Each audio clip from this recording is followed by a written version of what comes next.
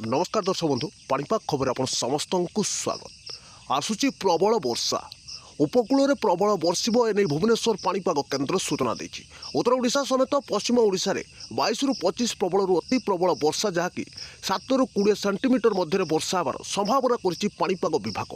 एपटे सक्रिय होइछि दक्षिण पश्चिम मौसुमी वायु प्रभाव में राज्य में गत 2 दिन है लगी रही अधिकांश स्थान में मध्यमरु प्रबल वर्षा और किसी स्थान में अति प्रबल वर्षा जारी रही। बिजुली घड़घड़ी सांगक वज्रपात देखा मिली। पाणीपाग विभाग सूचना मुताबक आगामी 24 घंटा मध्य बालेश्वर समेत 14 जिले में हेब प्रबल वर्षा। अधिकांश स्थान को एने येलो वार्निंग हाई अलर्ट जारी कर पाणीपाग विभाग।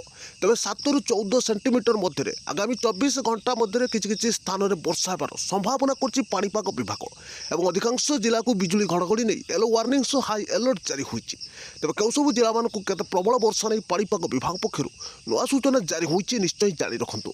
और आगामी 25 तारीख मध्य आउ केउ सब जिला प्रबल वर्षा हेब और केउ सब जिला अति प्रबल वर्षा नहीं पाणीपाग विभाग कौन नुआ रिपोर्ट जारी कर निश्चय जाना सह वीडियो भल लगे लाइक करती। आज आपण अंचल स्थिति कौन रही है गतकाली आपण जिले में केते परिमाण में वर्षा होती कमेंट बॉक्स में जनातु। तेज भुवनेश्वर आंचलिक पाणीपाग केन्द्र मिलता सूचना अनुसार सृष्टि होउची पुणी एक घूर्णिबलय प्रभाव में राज्य में 22 रु 25 प्रबल वर्षा नहीं पाणीपाग केन्द्र सूचना देछि। तबे एथर उत्तर उपकूल समेत उत्तर और पश्चिम ओडिशा रे अति प्रबल वर्षार संभावना रही। तबे आगामी 24 घंटा मध्य बंगोपसागर तथा उत्तर ओडिशा उपकूल और बंगोपसागर पश्चिम उपकूल में सृष्टि हेब आउ एक घूर्णिबलय और परवर्ती समय यह अधिक इंटेंसिफाई होबार संभावना करछि पाणीपाग विभाग। यार प्रभाव में ओडिशा समेत 4 राज्य में हेब प्रबल रु अति प्रबल वर्षा। पश्चिमबंग झारखंड बिहार समेत छत्तीसगढ़ में यार प्रभाव में आगामी 25 तारीख पर्यंत प्रबल बर्षिब।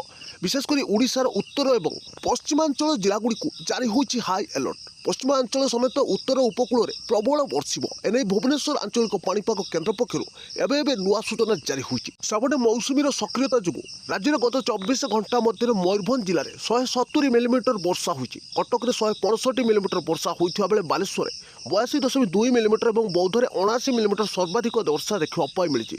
यासह अनुगुल गंजाम खोर्धा समेत संबलपुर सर्वाधिक 65, 66 और 69 मिलीमीटर वर्षा रेकर्ड कर भुवनेश्वर पाणीपाग केन्द्र।